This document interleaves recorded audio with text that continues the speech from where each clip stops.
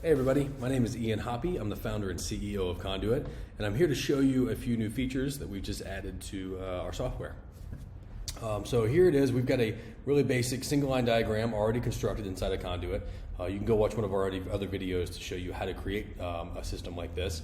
But suffice it to say, we have a utility connection here, 277, 480 volt Y, 3-phase, feeding a switchboard, which is in turn feeding a couple of power panels, 45 kVA transformer, secondary side 12208, down to this RP1, this little 12208 panel here.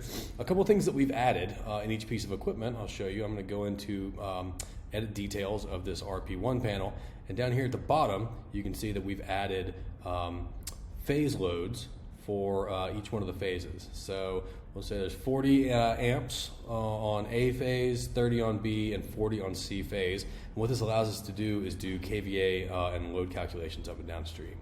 And the reason we want to do that is for, so now we have a record of what exists. This is an electrical system in a facility, but we want to see how added loads will affect the upstream equipment and raceways of this piece of equipment. So what I'm about to do is add what we're calling a simulation into this model, and we're going to connect a new EV charger, a future EV charger, to RP1 here.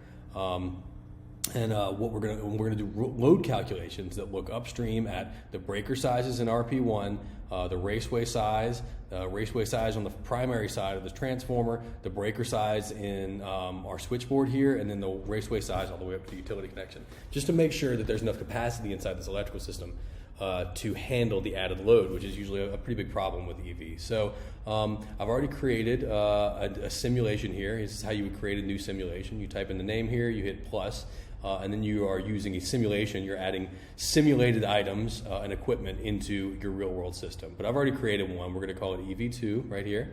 I'm going to click on that, and you can see that this green piece of equipment here is different from the gray and black in that it's green, so it shows that it's a simulated piece of equipment. It doesn't actually exist. And with it, we've got a raceway going up from this EV charger, number threes, an 1.5 inch conduit, and it's going into RP1. We'll go in here and look at this, and I've got it on a 100 amp breaker. And here's the raceway that's going to that EV charger. If we wanted to, we could add more breakers, but this is a 100 amp 3-pole breaker inside of RP1. And now that we've, went all the way out. So now that we've got this, I'm going to go into this EV2 again. Yep. So we got this future EV right here. And so what I'm going to do is, now that we've got all the details in there, I can go in here and look at the details inside of EV2. It's called Future. It's in the parking lot. I've got all the manufacturers of EVs in here. So we'll say this is a charge point, level 2, and it's 80 amps. So I'm going to update that EV charger, and then we can go in here and hit Analyze Load. Now what this is going to look at is the line of raceways and equipment all the way up from this piece of equipment all the way to the utility. So hit Analyze Load, and it's going to show us, and our load analysis passed. Here's our future EV charger. You use these simulated equipment.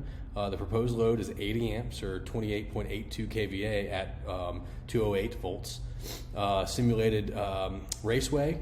Here's the breaker that I showed you just a moment ago, and here's panel RP1.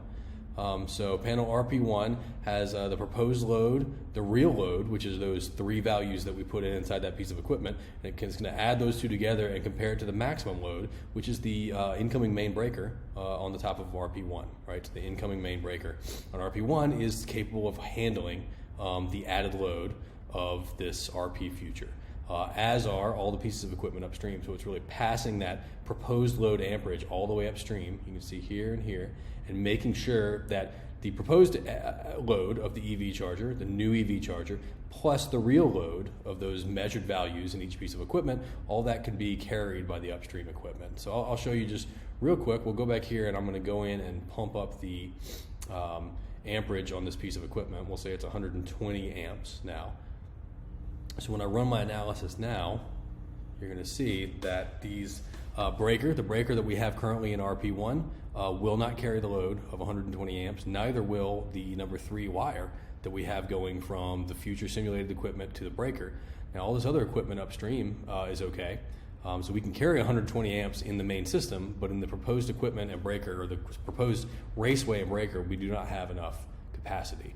Let me go in here, and I'm going to pump up I'm going to go back into RP1, the real piece of equipment, and change the load values down here.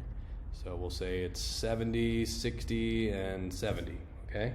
So I'm gonna update this piece of equipment. We'll go back into our simulation here, and then we'll run another load analysis.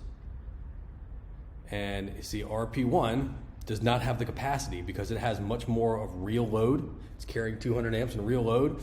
Then the proposed load, plus the real load plus the proposed load outweighs the maximum allowed kVA that RP1 can carry, along with this raceway upstream from RP1.